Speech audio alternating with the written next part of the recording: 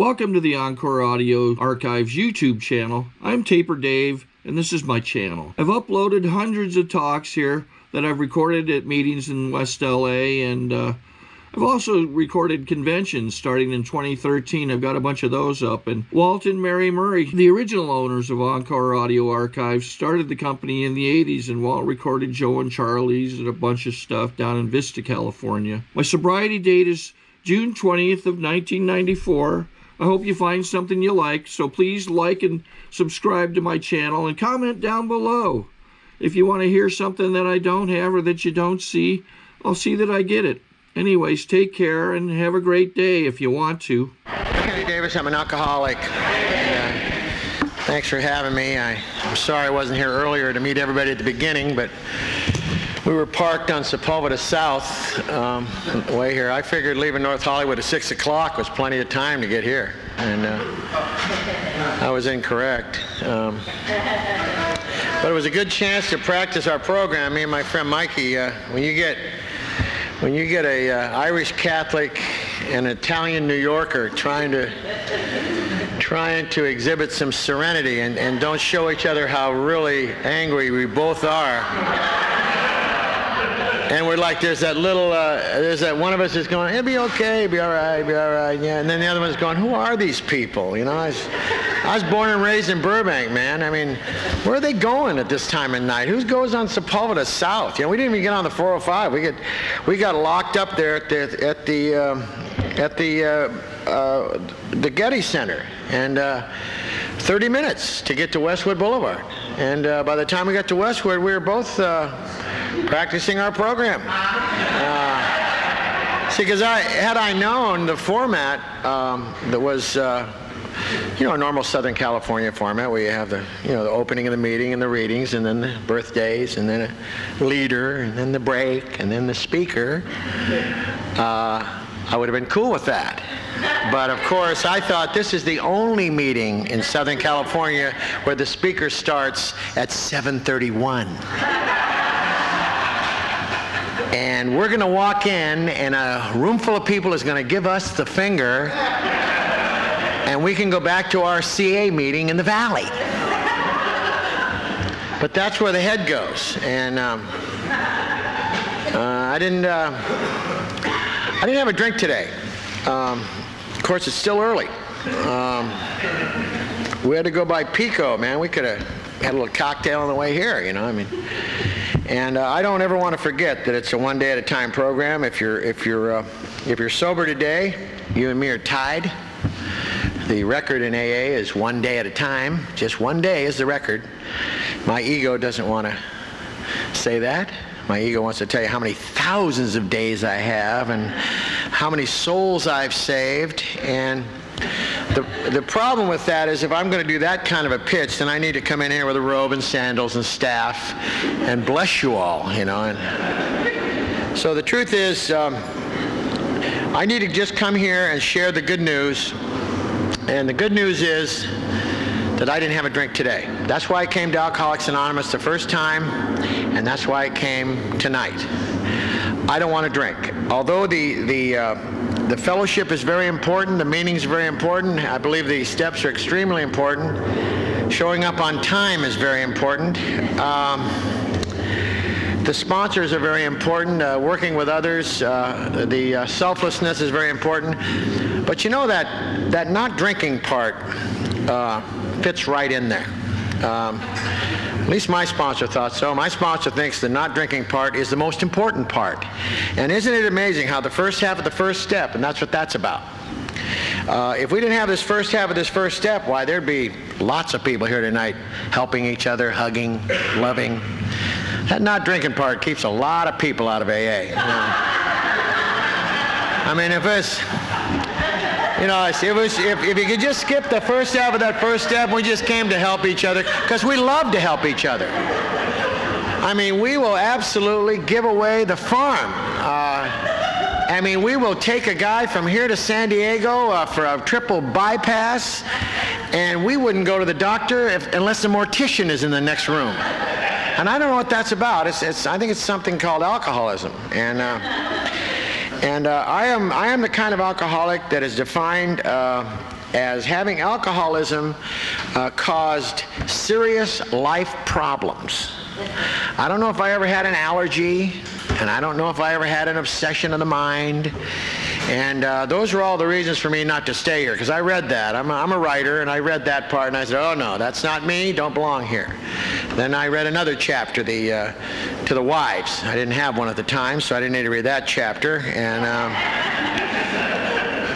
then there was a solution chapter. Didn't need to read that because I knew the solution was not to drink. And so I found every reason not to drink, not to read a lot of that book. And finally came to the conclusion there was absolutely nothing in there that I needed to learn. And consequently, I didn't get the good stuff. And I can't stand here, and I can stand here and tell you that if you drank a lot of alcohol, you might be an alcoholic. I don't know if you are. I only know if I am. And I don't know if you're an alcoholic, and you don't know if I'm sober. See? Like that lady said that took the cake. She knows she's sober. And God knows she's sober. But I remember when I was new, and those old farts would come up to me and go, I'm 26 years sober, and you better do this, man. I said, I'm a smart ass. I said, I don't know if you're 26 years sober. You tell me you are, but I wasn't with you every minute. We just met, you know. You could have definitely got drunk last month and look as good as you do. So I was kind of a smart ass. But I am defined in the book as self-centered, and I define that as I don't like being told what to do. I didn't like being told what to do when I was 10, and I didn't like to be told what I was doing when I was 18, and I'm 58 and hadn't had a drink in a long time, and I still don't like to be told what to do. But it's amazing that the people I gravitate to are the ones that used to say to me, like Bernie, like my friend Bernie, used to say to me, here's what I did. You can do whatever you want. May not work for you. And if you try what I tried, it may not work for you. But I'm going to tell you what I did, and you can do whatever you want. And I think that's what the framers of this program were trying to tell, because nowhere in that book does it say you need to call your sponsor every day. They had phones in 1935. A lot of people forget that. They had phones. I wonder why Bill didn't put that in there. I mean, this fellowship and this program was founded by a con man and a proctologist. If Bill Wilson had had this program by himself, he would have sold it in 1940. He tried to sell it. And if Dr. Bob had had it by himself, everyone on his block in Akron, Ohio would be sober, and no one else. But together, they formed a divine bond of the two of them that gave us this, that hasn't changed in 60 years. Pretty good program, you know. And the more I read that book, the less I could argue about it. And now I believe what it says. And I didn't start out with this attitude. I did not start out with this, I love AA, want a hug? No, I've been an entertainer all my life, and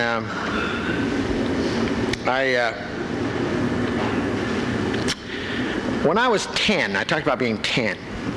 Sometimes I hate it when speakers go, I was born in a little log cabin in Illinois, and I look at my watch and go, holy shit, the guy's not going to get sober till 9:20. Come on. You know.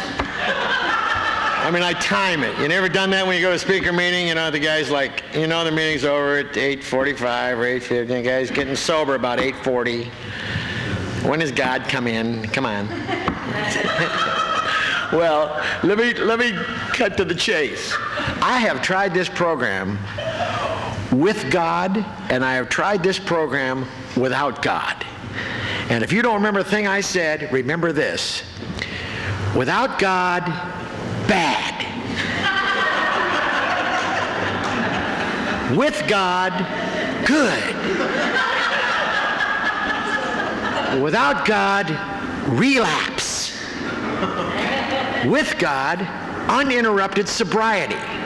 That's my story. And one of the things that I do not get nervous when I speak, because I do this for a living. I've been a professional entertainer for 30 years. That's all I do. you know. There was times when I was drunk, I was also a pilot.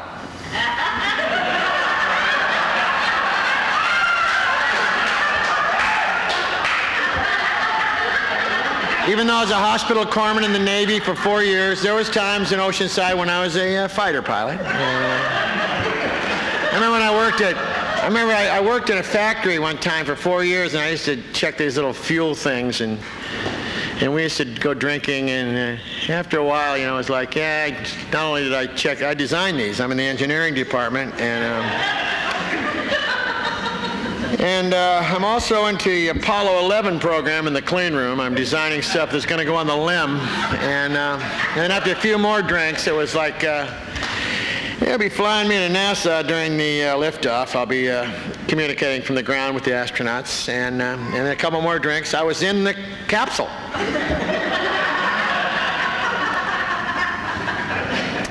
And what was scary is that my friends would go, you know what's scary, Kenny? Is I believe that shit. I mean, you are really convincing. You know, I'm a good liar. I get paid to lie. And I'm not deluded into the fact that Nancy asked me to do this because I'm a spiritual giant. I got a good program, don't get me wrong. But I'm asked to do this because I'm funny, man, because I have fun doing this stuff. I am not one of these guys who will get up here and say, hi, I'm Bill. I'm an alcoholic. Well, I've been sober for 24 years, and I want to tell you, my worst day sober is better than my best day drinking. Who in the hell did you drink with, Bill? And more than that, what the hell did you drink for? You're stupid, Bill. I don't understand that, but yet I've written on it, tolerated it. I see guys that believe that. You know, I mean, I absolutely love to drink. I loved everything about it. I loved the people that drank. I loved the craziness. I loved every bit of it. I didn't like the last 10% part.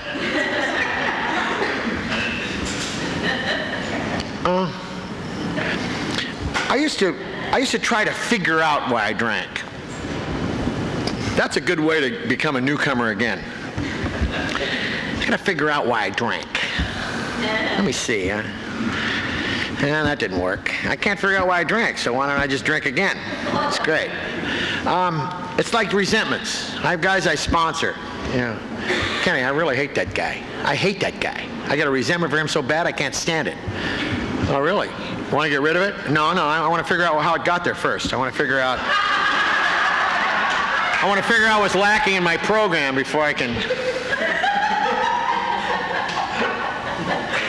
Why don't you come on my house for a barbecue Saturday, and we'll put some hamburgers on the grill, and then we'll put your hand on the grill. Let me know when you figure out how it got there.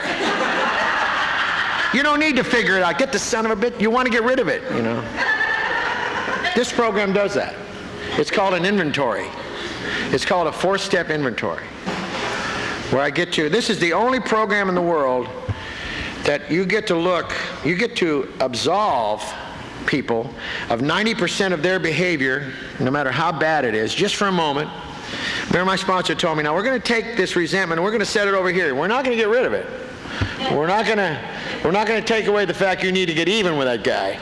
But we're just going to set it over here just for a moment. No, I don't want to do that. Then you need to get drunk. Okay, I'll set it over there for a minute. Because you see, I didn't want to drink. That's why I'd come here. And it's amazing. When I had a friend of mine who relapsed after 9 years, and everybody in the room is going through a novena and metamorphosis. They're all crying.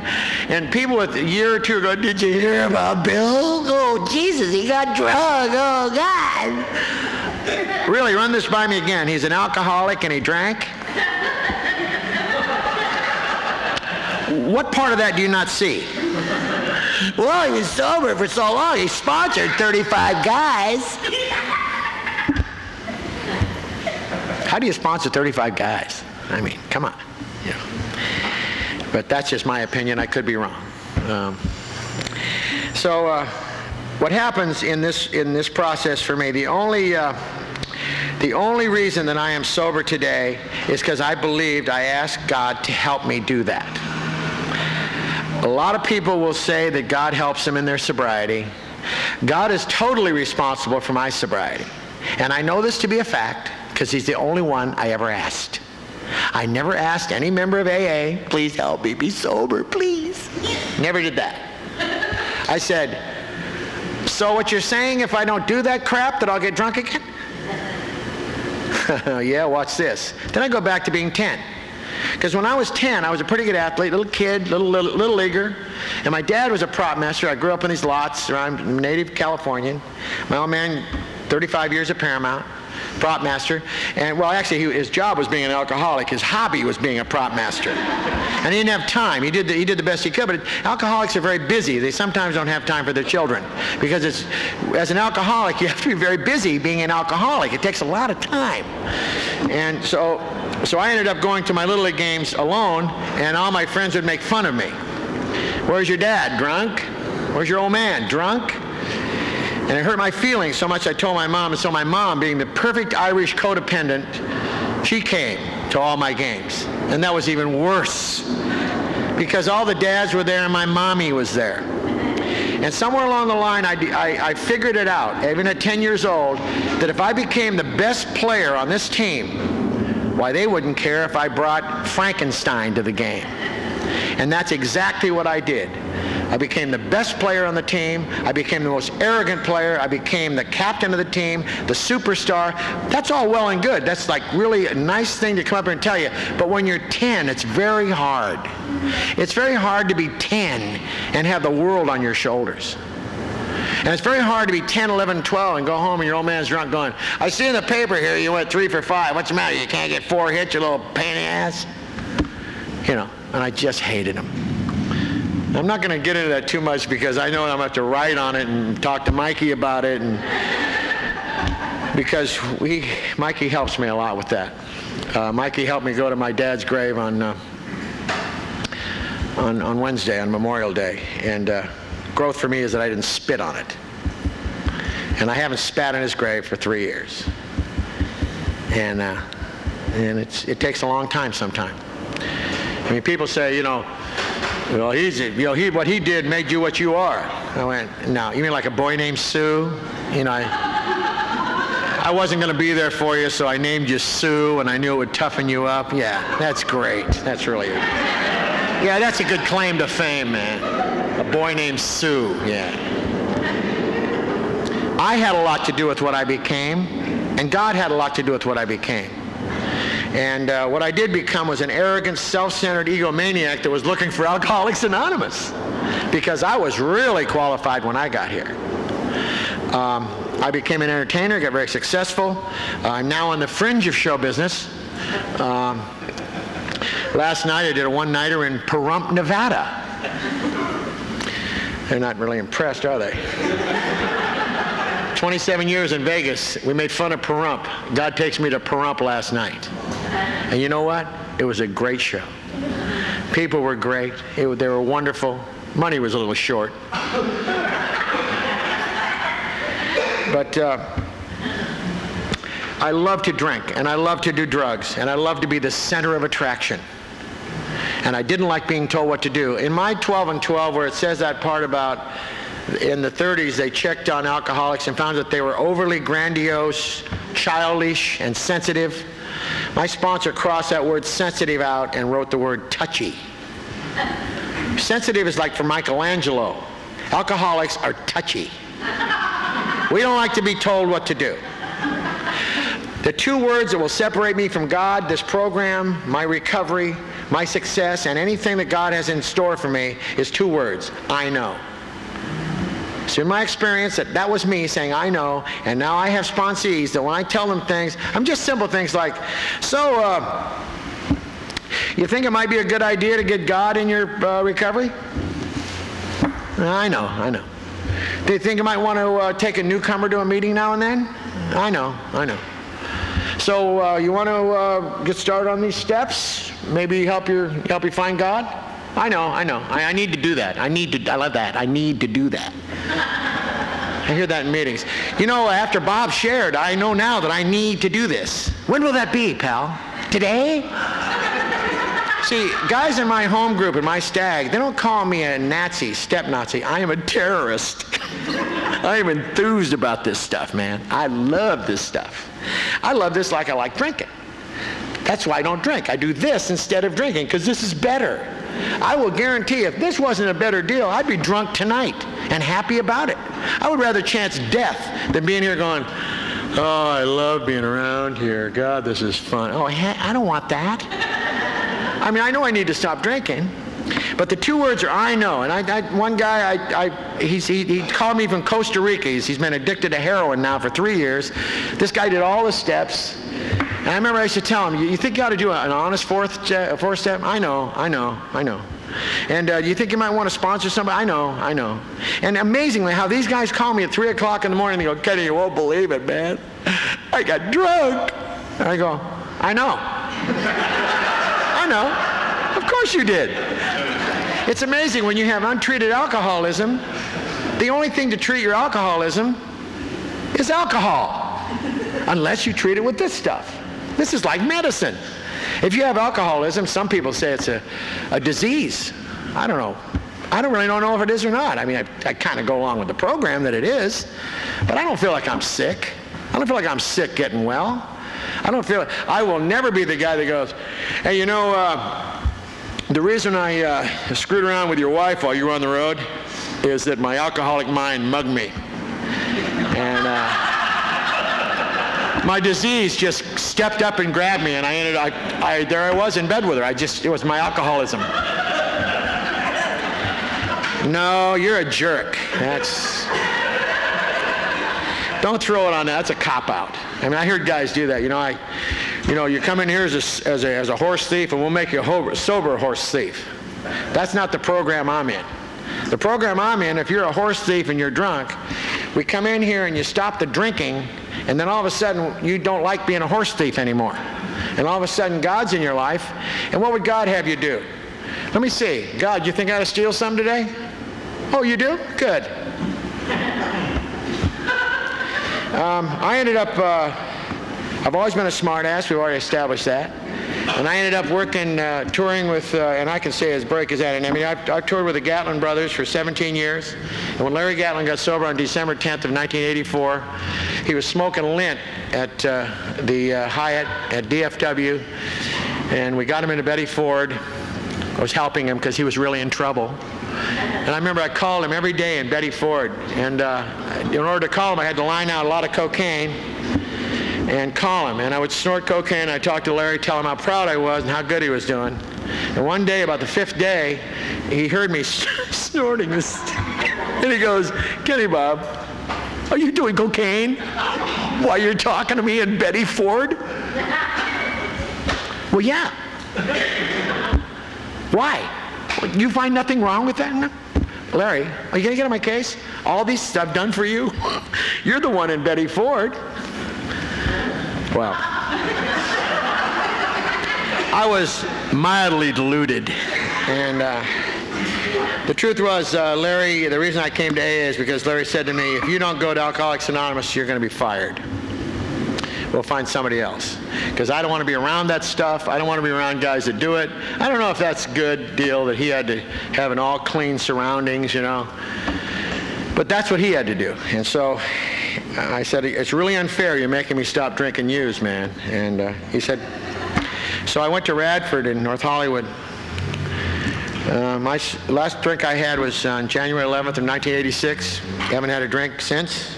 And I did, however, have a small, hardly worth mentioning, tiny, very small, minuscule, 18-month cocaine slip, which kind of cut into my sobriety date. But my been around time is January 11th of 86. You hear that in these rooms. Hi, I'm Bill. I'm 3 days sober, but I've been around 9 years. Yeah. Hi, I'm John. I'm taking this 30-day trip, but I want you all to know I've been around 10 years. Good, John. I'm a circumcised, white, heterosexual male, and don't mean anything. I invented the been around chip. See, the been around is your original time, Like my been around time is January 86, but on the other side, That's permanent. The other side is ceramic. You write in crayon.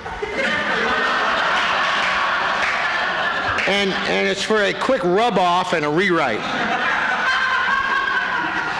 So there was an old timer, and there he goes, Bernie again. I remember when I was new again, and I said, I haven't drank in over 3 years, but I had a little cocaine slip. So I've been around a long time, but I've only got 3 days. And Bernie told me, you better break that trophy, pal, or you ain't gonna stay here. You better be glorious in the fact you got 3 days of God-given sobriety. You better be excited about the time you got and get out of the time you lost. Get out of that stuff. It saved my sobriety. So that's why when I wear this thing right here, this little AA thing, this little symbol, it's still got a 1 on it. People say, well, Kenny, you got more than 1 day and 1 year. And I said, that's 1 day. It's a day. Because I want to get up here and tell you, man, I've been going to meetings for almost 13 years. Saved a lot of souls. I went to Radford, my first meeting, and they pointed me right where Mikey's sitting right there and said, hey, you want to share? I don't know what sharing was, but I could talk. I stood up and I said, what do you want me to talk about? And the who are you birds got me. Who are you? Who are you? Who are you? I don't know what the hell that means. Well, they wanted me to say my name, and I wasn't about to say that because I knew it's an anonymous program. You don't have to say your name if you don't want to. And the guy said, are you an alcoholic? I said, I don't know. Larry Gatlin told me to come here. And he says, well, if you're not an alcoholic, sit down. I said, well, screw you. What'd you ask me to stand up for then? Just sit down. And I smacked him. I had to. And knocked him over the chairs. And a Radford group on cement, it made a lot of noise. They threw me out. And there's my little Eskimo, my little angel, my little Alabama Carruthers, God bless her wherever she is, and I always mention her and I always will. She said, you know, if you change your attitude, you'd be more welcome around here. You know. And I came back the next day, they threw me out again. I was thrown out of 6 meetings, I was thrown out of 4 for fighting. The 4th one, I didn't even get in the door. I smacked the guy on the way in and they threw me out. So you don't have to be real willing. You just have to keep trying. And what happened for me, because I'm an entertainer, I became a little 10-minute circuit speaker at 4 months of sobriety and working step none. And one time in San Antonio, they asked me if I would, they said, now, Kenny, you got to be funny tonight because it's like 800 people and they're really excited about you being funny. I said, no, I'm going to talk about God tonight. No. The main guy's going to talk about God. You're going to talk about funny stuff. The main guy talks about the steps in God and recovery. Oh, man. And I did that I'll show you crap. I called a drug dealer, got some cocaine, did about a half a gram, went down, did my 10 minutes, very fast. And you may think that it didn't sound good, but I sounded better that night than I do now. I got tape to prove it. But I gave up my sobriety. And the bad thing about it is when I came home, I knew I was going to tell all my friends that I relapse, I'll start over. But the ego was in place. And I said, no, I'll wait till I get 30 days and then I'll start over. Well, a year and a half later, in a major seizure flopping around, it was too late to start over. I was dying. And that's when I said those 3 words, please help me, God. If you don't remember anything about me or my story, it doesn't matter. But an arrogant egomaniac said, please help me, to God. And the next night I went to a meeting, and every fiber of my being, I was going to get up as a newcomer. And when they called for the newcomers, I started to get up, and I went, I better start over in San Diego where I can help somebody. And my friend, I grabbed my friend, I said, Billy, please help me.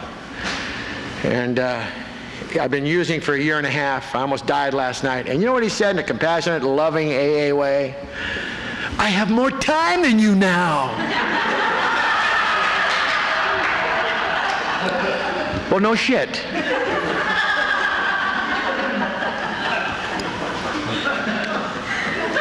Within a week, I met my sponsor.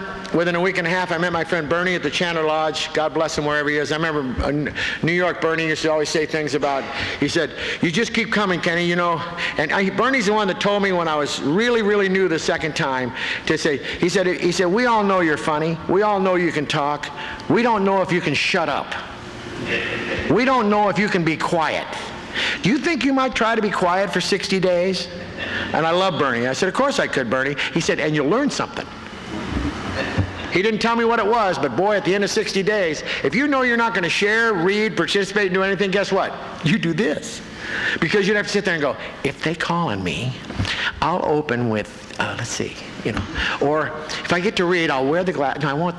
This outfit, I don't think I shouldn't share today. I don't like this outfit. but if you know you're not going to say anything, you do this.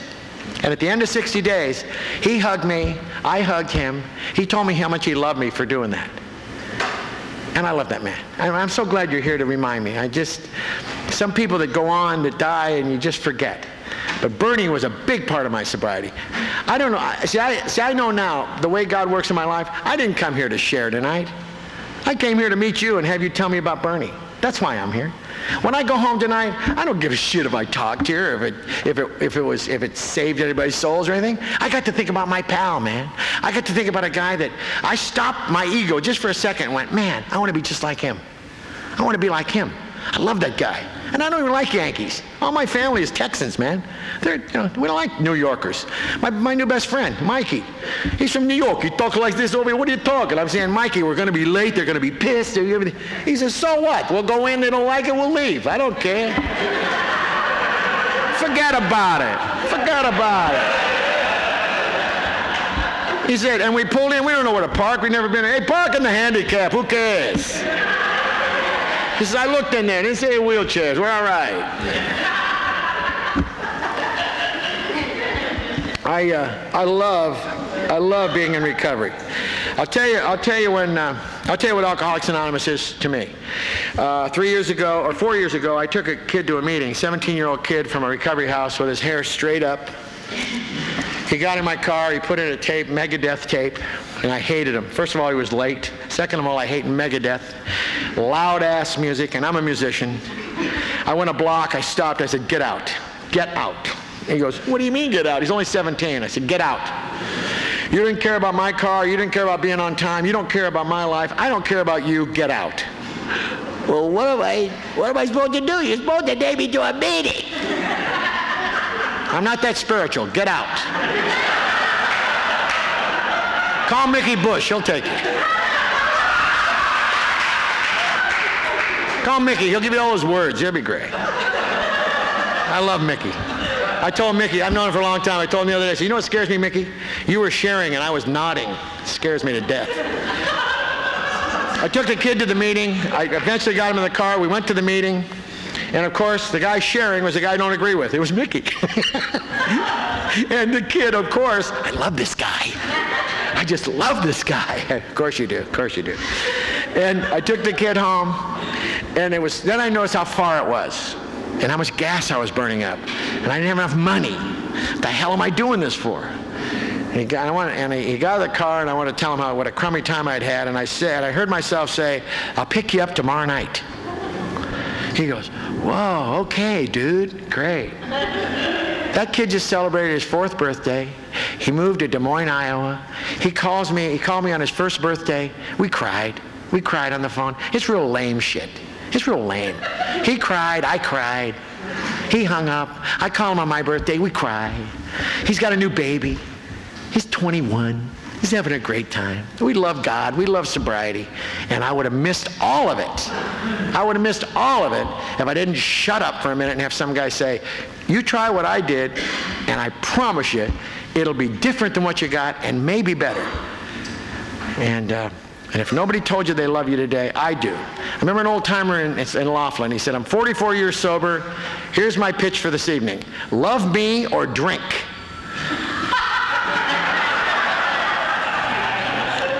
So if you don't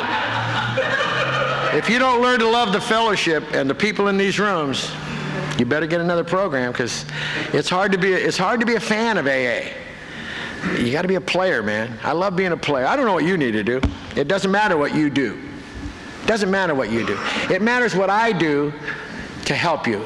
I'm the biggest believer in 3 businesses. There's my business, it's God's business, and that last one is none of my business. I hate that part.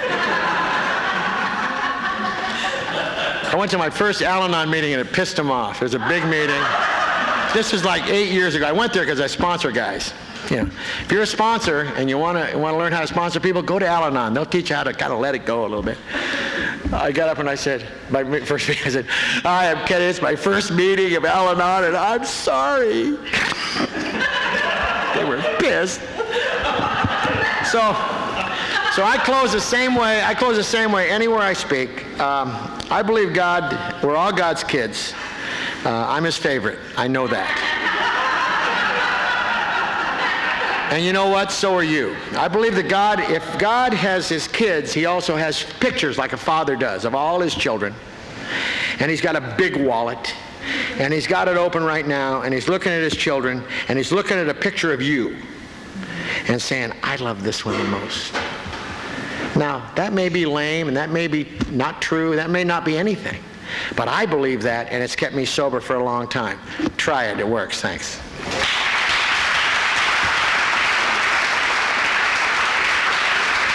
Ladies and gentlemen, Kenny D. Let's hear it for him. Kenny D.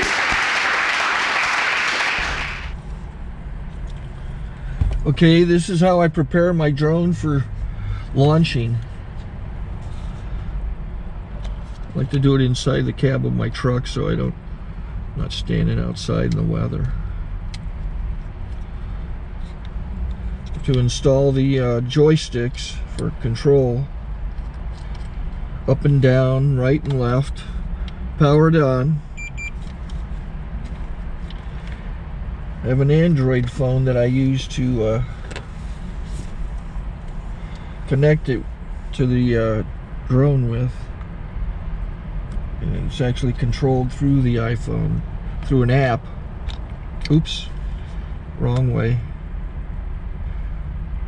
It's actually controlled through the iPhone, or through this Android phone, through the app. It's actually controlled through the Android phone, through an app, and you connect it through this short connection right here.